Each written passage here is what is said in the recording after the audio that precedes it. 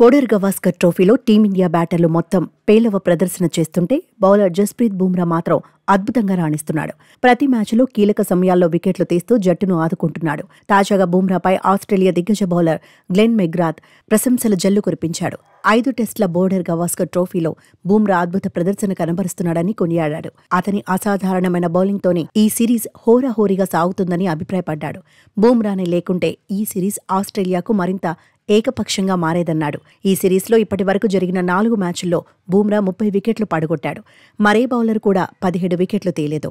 ముఖ్యంగా పెర్త్ వేదికగా జరిగిన తొలి టెస్టులో అసాధారణ బౌలింగ్తో చారిత్రాత్మక విజయాన్ని అందించాడు. తర్వాతి 3 టెస్టుల్లోనూ బుమ్రా బంతితో చెలరేగాడు. కానీ ఇతర ఆటగాళ్ల నుంచి అతనికి సరైన సహకారం లభించలేదు. బంతిపై నియంత్రణ, సామర్థ్యం, పరిస్థితుల్ని అర్థం చేసుకోవడంపై బుమ్రా నైపుణ్యం గొప్పగా ఉందని మెగ్రాత్ ప్రశంసించాడు. భారత జట్టు ప్రధాన బలం జస్ప్రీత్ బుమ్రా. అతని లేకుంటే ఈ సిరీస్ మరింత ఏకపక్షంగా సాగేదే. అతని ప్రదర్శన అత్యద్భుతంగా ఉంది. పరిస్థితులను అనుకూలంగా మలుచుకోవడంలో బుమ్రాది ప్రత్యేకమైన నైపుణ్యం.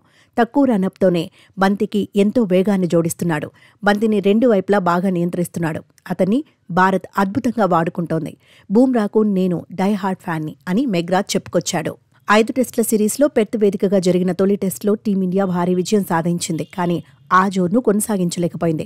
ఆడిలైడ్ వేదికగా జరిగిన 2వ టెస్టులో 10 వికెట్ల తేడాతో చిత్తైంది. గబ్బా వేదికగా జరిగిన 3వ మ్యాచ్లో వర్షంతో ఓటమిని తప్పించుకుంది. మెల్బోర్న్ వేదికగా జరిగిన 4వ టెస్టులో 184 పరుగుల భారీ తేడాతో ఓటమి పాలైంది.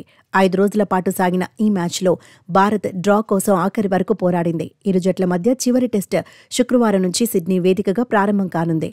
ఈ మ్యాచ్లో విజయం సాధిస్తేనే ఈ సిరీస్ సమం కావడంతో పాటు WTC ఫైనల్ అవకాశాలు సజీవంగా ఉంటాయి.